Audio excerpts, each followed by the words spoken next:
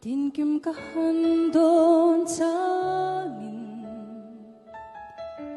Ton lugar junto'y tepo Kikatan kung tamyangin Aray lo asin Min handon ve cinta mo Kadulay mapuy Tin kim ka handon sangin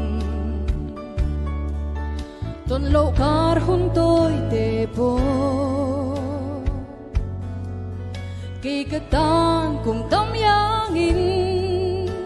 Aray lo asin Min handon ve cinta mo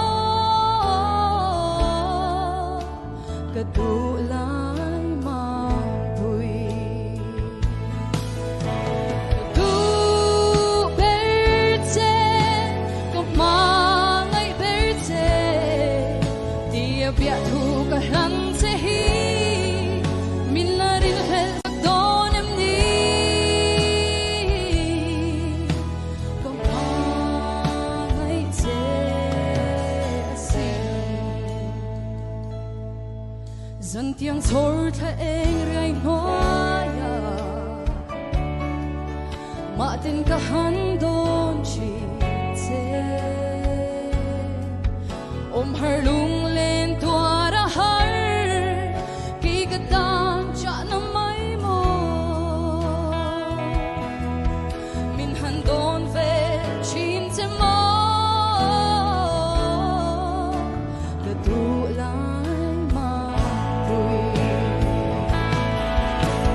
Du berte Kamangay berte Dia biat hu kahan sehi Minarin hel sakdonem ni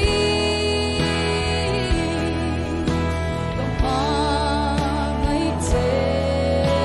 asin Du berte Kamangay te lurun Dia biat hu kahan sehi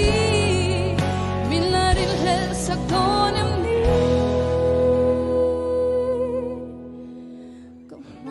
Kamangay te